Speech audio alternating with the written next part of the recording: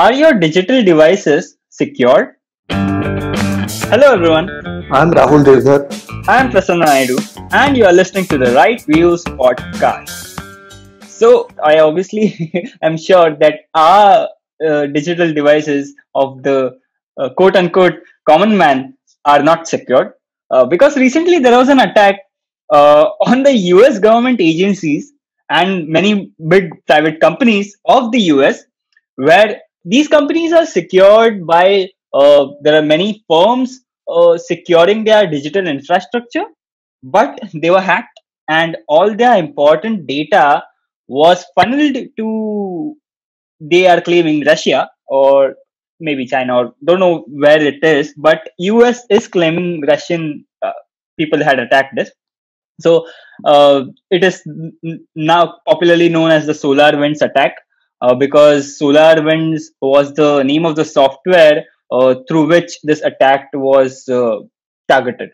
Uh, Rahul sir, can you delve more into this and explain kind of what exactly happened and how these U.S. government agencies were targeted? Yes, so actually, what happens is that if you go to a government website, or particularly these defense websites or government websites which have critical information, those need to be protected by a variety of firewalls or software protecting softwares, and so that this data is not leaked.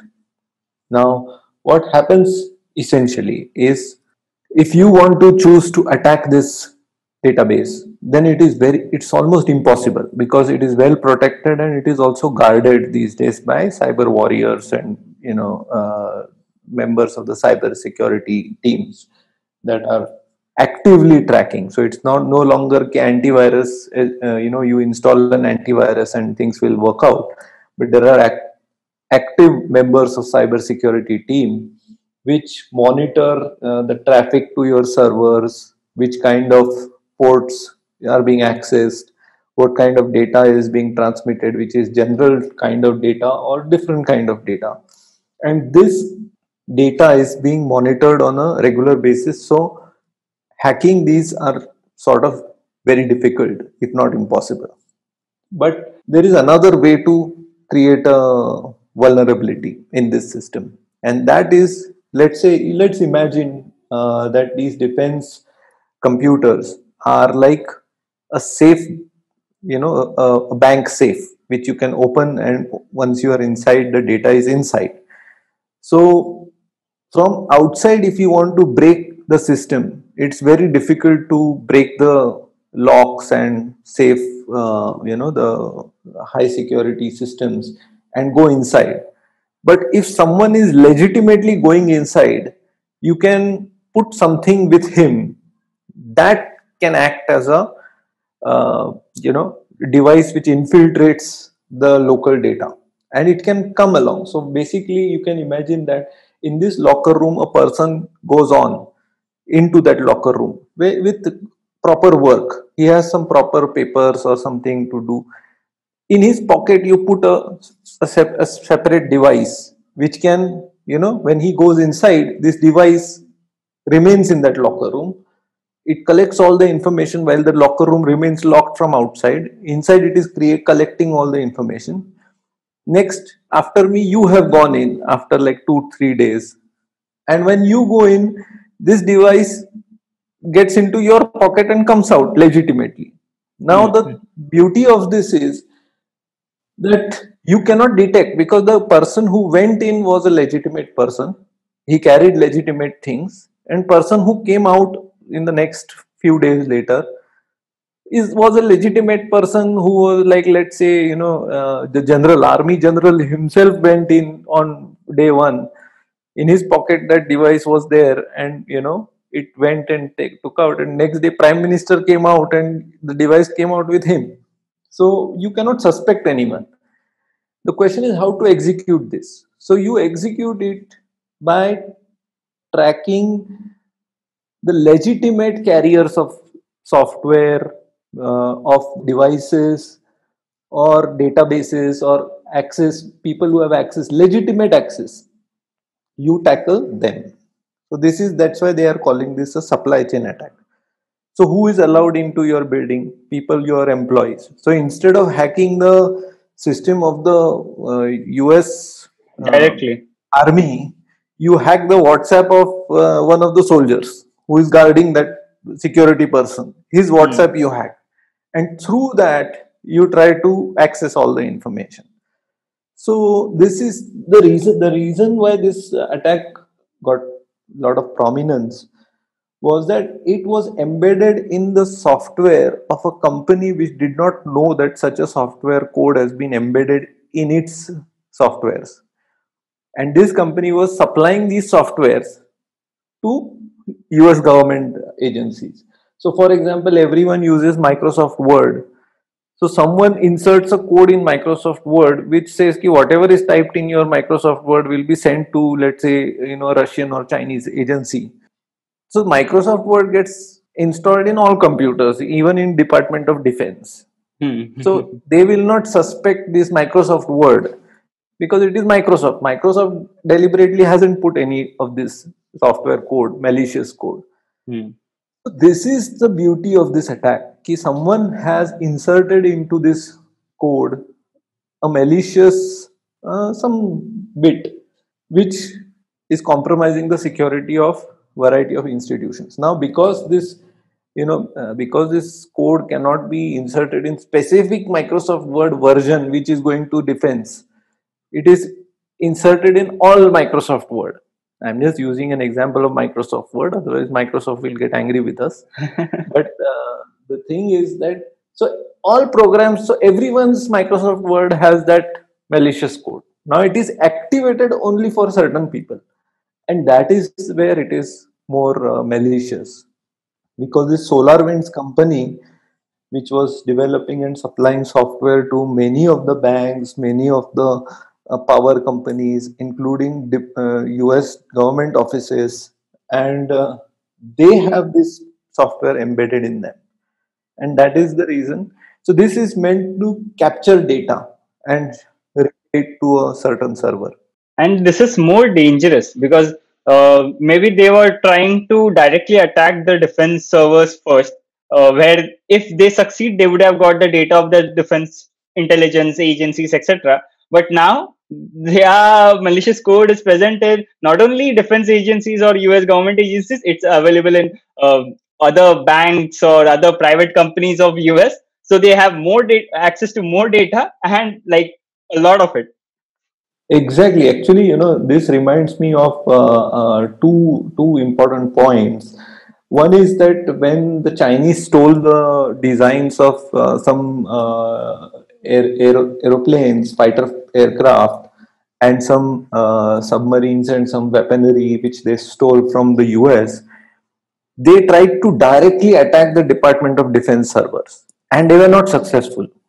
And they tried variety of ways, and the US cybersecurity experts also realized that there has been attack, but it is not successful because the Chinese hackers could not get into the system.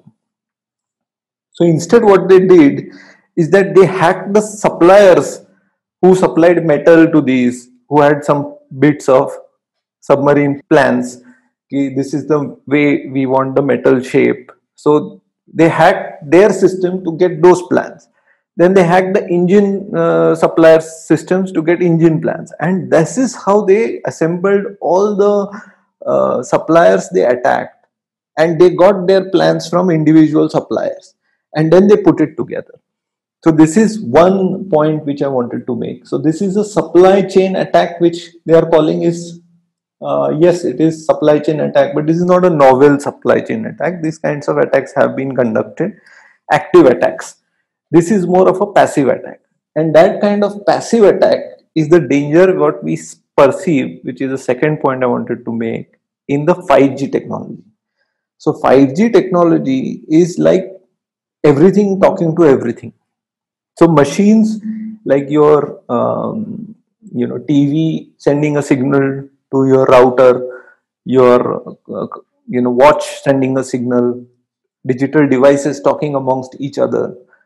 These days we have a security camera, CCTV camera. which sends its servers are located in China. So if you have a CCTV Hmm. camera from Hikvision or these companies, Chinese are watching you. You can also see some of the Chinese signals which they have given on the Hikvision app if you try, or one of these. Hmm. What is the other one?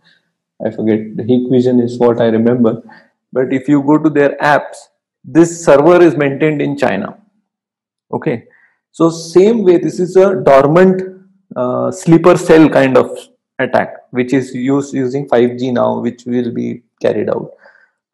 That's why people are saying that 5G is dangerous, because there are backdoors installed which will insert this, copy this, whatever data is being transmitted, it will copy it and send a copy to some other server in China, in Russia, whoever has the key. So you can be talking to your bank, and talking means it's a message, OTP. OTP comes on your password on your phone. A copy of the OTP is also available in the Chinese server at the same time. They can do the same transaction and they can change the OTP also. So you can say ki 5 times you entered the wrong OTP Hmm. and now you're locked out of your own account. If they have the access to OTP, they can even change your login details, the username, password, etc. Exactly, exactly. And that is the danger. That's what, these dormant or sleeper code, this is why they are dangerous, because what information they are collecting and how frequently they are relaying it is not known, and that is very difficult to establish, because until if this, it's like a terrorist sleeper cell, we don't know whether it is there or not. Until it gets activated, we can't understand whether there is a sleeper cell or not. Otherwise they are very normal. So same way, this is an technology code sleeper cell. It is there dormant, waiting. If there is some important information in your bank account which they need, they can quickly access it using this malicious code. Yeah. So that is the beauty of this attack. Okay, so these attacks were in rise during the pandemic, at least in India. What I know, especially the phishing attacks. Mhm. From what I know, these were not from any other country, but these were people from our country itself who wanted to earn some extra buck, taking the advantage of pandemic. Even I have been once a victim to such attack. So, how is India ready for the to adapt the future technology? Not only the government, but the people. Uh, that's a very important thing. But with as a popular movie, as Spider-Man says, or in Spider-Man they say, with great power comes great responsibility. Like that, with great technology comes even greater responsibility. So one of the things that I will tell you is, forget this complicated attack. If I call you, Hmm. okay, from a bank, if I go to a mall and say, "Ki, there is a lucky draw. Why don't you give me your email address, phone number, date of birth, and you will get a happy birthday card." Okay, Hmm. you will give me your date of birth, happy birthday card के लिए you will share your personal information. Now I will go home with that mobile phone number and your birthday. I will call you and saying, "Ki, sir, your birthday is coming. It's very close by." And some unknown person, he is not, he wants to send you some flowers. So Hmm. this bouquet is here and a cake is there. So please tell me your address. Your secret admirer wants to send you this bouquet and flower. Now you will say, ki, okay, bouquet and flower, your birthday is there. So you will give the address also. Now imagine with that person, he has your email address, he has your birth date, he has your postal address, he knows where you live. So this is how you get more and more information and collect information about a person. Now, you may be a person of interest. This is called person of interest. Are you person of interest? Means, are you a high value target on which these kinds of tricks can be played? If you're a CEO of a bank, Hmm. then you are a high value target. So a little more, this birthday card and things won't work with the CEO of a bank, but you will have to employ some important thing. This is a board meeting is coming. I want to send this invite has been sent to you. Will you share? And for board meeting, your secretary will give Hmm. this kind of information, and this is how information is collected. This is the real hacking. So what we are seeing in India is this kind of hacking. Yeah. And the smarter people, the people who really want to make lots of money, they have your credit card information, and in your credit card bill they have credit card information of like million people. In everyone's bill in a year, they just put 10 rupees. Immediately they have 10 million rupees. Hmm. Hmm. Now, if in your credit card bill there is an extra 10 rupee charge, will you ever know? Is my question. And it will be named some, very simple, some food plaza or something like that. They give 10 rupees, what did I have? Maybe I had something. Hmm. And you will let it go. And then next year, again, they will charge 10 rupees. And this is how they will continue to milk your credit card information to the maximum. If you become very, very aggressive and say charge 10,000 rupees, which is the stupid young kids will do that, 10,000 rupees you will charge, then you will immediately go and report my card has been hacked, someone has charged this 10,000 rupees. So this is not the expert's way. The Hmm. experts will charge 10 rupees every 2 3 months, every 4 months. You will not even notice that your bill comes 300 rupees or 3000 rupees, it is come 3010 rupees, you won't even notice. And that is the beauty of it. And if you charge like 525, 575 or something odd number, then even better, because 10 is a round number, you might get suspicious. So Hmm. that is how real hacking happens. But this is a personal level hacking. What we are Yeah. talking about is I was national. about to say that let's get back to attacks. We have we Yes. have started covering cyber crimes and becoming more domestic. Yes. So regarding the attacks, most of these attacks are very underreported. Do you think there is something like a reason for it? See, it depends on what kind of attack you are talking about. Because let's say if a bank and other kind of systems are attacked, or financial system is attacked, then they have to report it. There is no getting around that Hmm. information. Hmm. Secondly, if you are looking at defense attacks or core systems attack. Now, core system attack, what do you call as core system attack? So, core system attack, you attack not only the defense server, which is one aspect of it, but also the communication network. So, there is an incident going on in Mumbai, but the defense establishment doesn't know. Like, for example, when 26/11 happened, you hack the NSG communication setup. So no one is able to reach NSG. NSG is happily sitting at wherever their facility is, thinking that everything is fine with the world. And there's a terrorist attack going on, and you can't reach NSG because that's a coordinated cyber attack. The second aspect, what you can do is target transmission networks. That is power transmission networks, the electrical grid as we call it. So then whole electrical supply goes down, then the servers also go down, meaning the servers have backup, but no one is able to access because you need energy, right? Energy is not just multiple points, also need to have energy. So server is active, but your cellular tower is not working, so you cannot get access to your email. So that kind of attack. Then comes critical infrastructure like dams. You just release the dam and then create flooding and create problems. These kinds of attacks are also possible. Unfortunately or fortunately, much of our infrastructure is still old school, तो hand से operated है.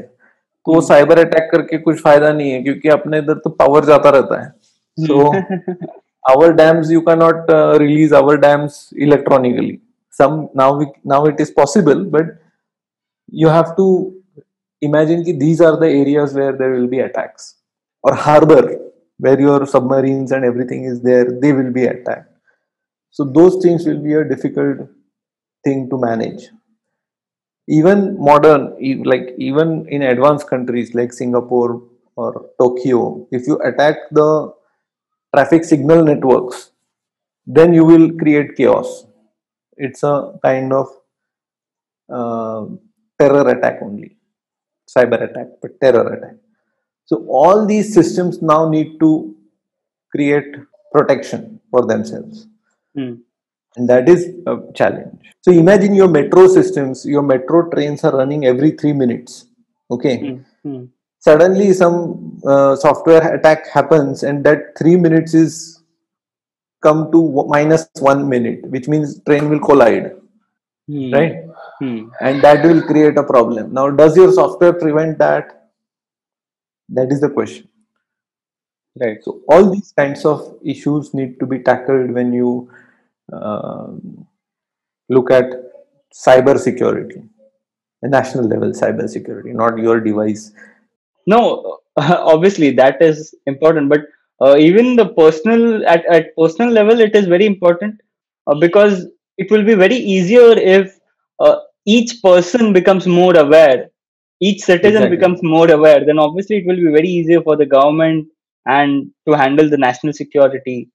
So, for example, I just became curious about it, and I just read a small ebook on it on cybersecurity for like common people, and I just realized like we take these apps and the permissions it requires, it asks us so lightly and give access to everything. Like most of the people, like even I don't read all the terms and conditions, because obviously for downloading an app, why will I read a 50-page terms and condition sheets on the app? I'd rather Exactly. do something. So there must be some midway. The laws must be framed such that the terms and conditions must be very crisp, so that even to download one app, I would be encouraged to read it, because it's of my security. And for example, why would uh, if I want to pay a bill, okay, why would that app need my location? Exactly. Doesn't You make are sense. exactly asking the right question. And in fact, when you look at apps, we generally just say कि वो app download कर लो and then just download it. But we need to have certain level of sort of an expert or some reviewers of app which review the code of the app, and they go through and say ki this is a, I would not recommend this, or you can turn off these permissions for this app, it doesn't require all these permissions, it will still work fine. Because what happens is that developers are also lazy, so they will say ki, I want access to your calendar, They just copy I paste want the access, code from yeah, the previous apps they from the have web. created. Uh. So first you were developing X-ray, uh, X-ray scanning or X-ray picture recognition app. You wanted photos of pictures. Okay, you wanted access to pictures. I can understand. Why do you need access to location? Okay, Hmm. you need access to location. Now you need access to my contacts, my, like who all I know. Why do you need access to that? You need access to their email address. Why do you need access to their email address and their phone numbers and all this? Not required. But then they keep asking you all this, and you get irritated. You say yes, yes, yes, yes, yes, okay, okay, okay, okay. Cancel. Finish. Accept all, like that. So that is the crux. And you are the messenger in most of these digital attacks, supply chain attacks, or these kinds of things.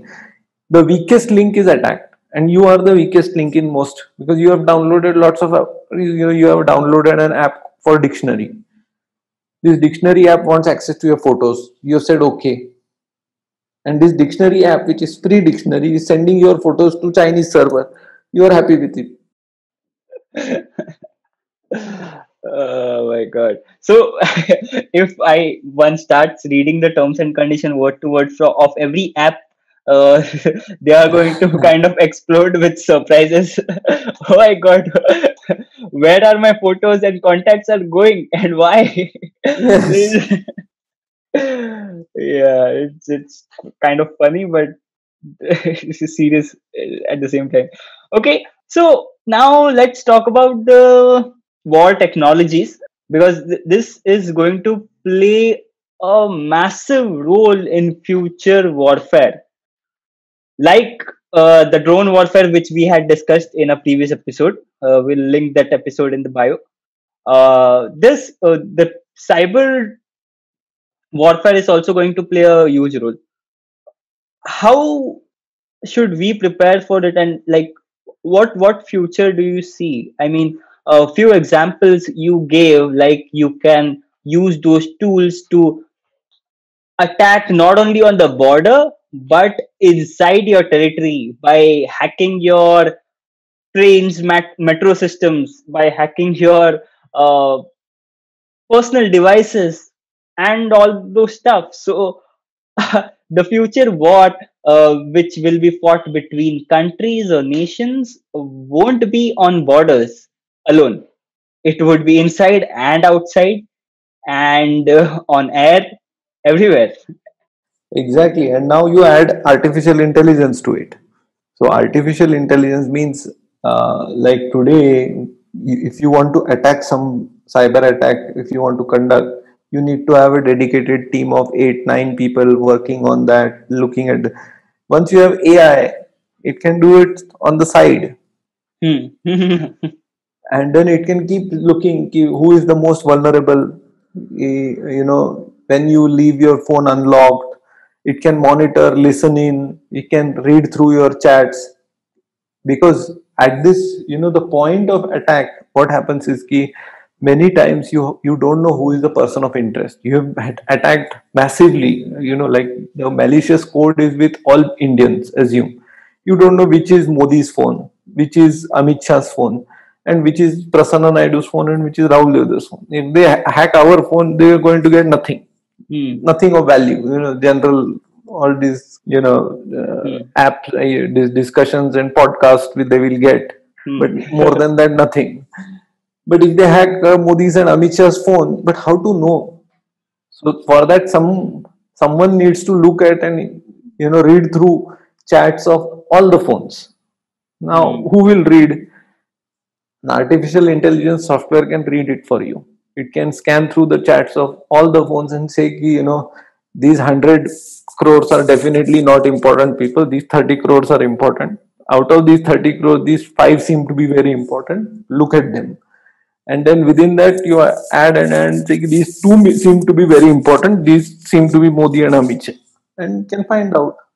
Yeah, and even if they are caught, what's the cost of they don't have any cost even if they are caught doing that crime or Yeah, they're whatever. sitting inside China. You don't even know. You haven't seen their face. They don't share their photos. We are hacking your phone. Even if they share their photos, the person Can't who do is the anything. victim can't do anything. Can't do anything because they're sitting outside, away from everyone, and that is the beauty of cyber attack. No, so basically, what I was saying was that with artificial intelligence, if you add artificial intelligence to this Hmm. malicious code, which is sleeper cell kind of a code, which keeps sending general information, then it becomes a potent combination, and it can be used to create more trouble than you can anticipate. And that is what happens. See, for example, Modi may be sending uh, messages through secure phones, right? But Hmm. Modi's secretary may not have that secure phone. Okay, Hmm. and then it will be a problem.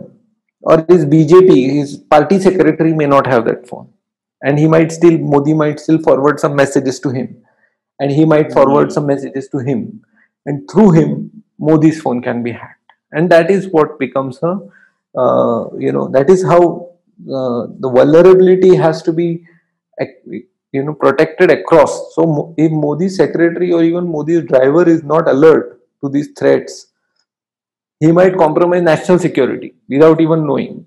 Yeah, that's why in that recent movie, Uri, I think Uri, based on Uri I haven't attack. seen. Okay, I yeah, haven't yeah. seen. So there, Paresh Rawal had played the role of NSA, and Hmm, after every call, he used to break his phone by his hand hmm, personally after every call. But So, yes, so this is one reason. yeah, that is actually, that is one aspect of it. And so basically, what happens is that when you look at national security, your national security apparatus has to be secure end to end. Okay, and Hmm. there's not national security. National security can be of multiple things. Like, for example, if the power grid fails in the country, you are going to have big problems. Okay, Hmm. so you cannot have power grid failure, which will lead to massive economic loss. See, ultimately, what is the purpose of war? Purpose of war is to create losses for your enemy and profits for you, right? Hmm. So profits for you was never a problem because war never could profit you. It could only create losses for the enemy. Hmm. Now with cyber war, you can make profit for yourself and losses for your enemy. So Hmm. suppose you get an order, you are competing with China. Okay, you are competing on cars. You got order for 1 million cars. China did not win. So China will do? Who got order? Mahindra got order. China will attack Mahindra. Mahindra will not be able to supply 100 million, whatever, 10 million cars or 1 million cars it was supposed to supply. It can, because parts will not reach it. Basically, and this is what has happened. China has actually done this to certain US companies where they found that their orders books were not working at all. Now, how did that happen? So, let's say you have an order for 100,000 units. Okay. Hmm. Hmm. So, the malicious code will change it to 900,000 units or 100,000 units, so 90,000. So, then you will ship a 90,000 units order. Hmm. Your supplier will say, Ki, where are my rest of the 10,000 units? So, he will raise a query against you. Then for that 10,000, you will again have to restart the whole machinery and create another 10,000 and then give it to you. Then next time they will maliciously change it to 20,000. So instead of giving them 10,000 more, you're giving 20,000 more because the email, that number has been changed. You don't even know. Email is fine. Hmm. Hmm. When you send it, it says ki 10,000. When you receive it, it says 20,000. So that person doesn't know. He says in his email it says, hey, 10,000 I have asked and he sent me 20,000. He's thinking, why should I accept 20,000? Then again he will put a loss. And that's how the company lost the customers. And not only that, they had a loss on their books. This loss was known by the Chinese people who came to buy this company. Okay. And That's they why were that. surprised. That's how they were came to know because Yeah. this is personal secret ki we are making a loss. How did they know? And Hmm. that's why they discovered ki this is a problem. And like that example that I have given, it's in one of the videos which is coming up, that there is a channel in video in US which gives a television channel which says ki, these new earrings design something new, like sharpener, very cute sharpener, Mickey Mouse shaped sharpener or something like that they invent, which are simple products. Okay, Hmm. but they are like innovative, Hmm. something like this rose shape headband with the Hmm. rose, something like that, or some such product they invent and they sell for like $5-10 or something through their video Hmm. network. Hmm. Hmm. Okay, now what happened was, they are a $1 billion company. By selling these small items, they create $1 billion and they manufacture it locally or they get this bulk. What happened was when they designed a product, They have not even put up an ad on their own channel. It's their own channel, commercial channel. वो रात में आता है ना TV, they should, very nice sofa, some Yeah. इसमें आती है तो directly you can see apsaras and all that kind of sofa, something like that they design. Okay, but this is not like that costly. This is like $10, $5, this kind of price range. Got it. But before they could launch it on the television channel, it was available on Alibaba. So this product, like let's say this is a pen which they sold for $10. This is a personalized pen, golden, this, that, something, okay, with a diamond studded, nakli diamond, but some like that. $10. On Alibaba, if you go and search at that moment, for $10, 20 such pens are available. Now, how will you be able to make money? Yeah. Now, this is not an innovative product per se, but the design of that pen is exactly the same.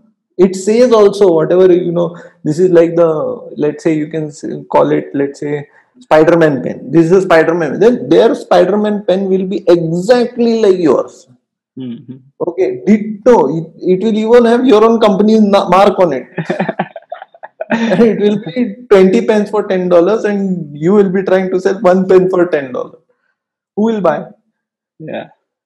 And this is how they create this economic advantage using hacking. So this is, war has now become profitable. Yeah, and it is not profitable. Yeah, I mean, they are not only utilizing it geopolitically, but they are also utilizing it economically, strengthening their economic power. I mean, not only China, whoever are doing these attacks on a regular basis, if I may say. For example, there are many attacks which have been occurred previously have been traced to North Korea by the US intelligence agencies. Yeah. So the geopolitics is changing through this. I mean, this is also playing a major role in changing the geopolitical arena. Exactly. It is. That's the main thing. So we need to be alert on a personal level also for the security of not just our own security, our own money, our own information and contacts, but also our national security and security of the company that we work for, security of our children, their school. All these things is important, and it depends on your sensible approach to security. Yeah, agree. And if we think on a national level, the only thing to counter such attacks, what I understand, is to make such similar attacks on the enemy, or on the potential enemy, right? That is one aspect of it. So you need an active cyber security force. So just like we have army, we need a cyber army to not only attack if required, but also to defend our digital borders and digital assets. Because digital assets are invariably in the cloud. So you need army which can go in the cloud and operate there. But I just imagined it and it sounded funny to me. Okay. Yeah. Anyway, okay, so I think we must, on that note, end this episode. And hope that India has a new cyber army division very soon. Yeah, I think we have it, but we need to develop a lot and recruit many soldiers, cyber soldiers, to become a super power in that sector too. Yeah, so thank you all for listening to this podcast, and if you like this episode, do follow us here so that you don't miss out a new episode. And you can also follow us on Twitter, Instagram, Parler, and YouTube, where we keep on posting interesting videos. Thank you.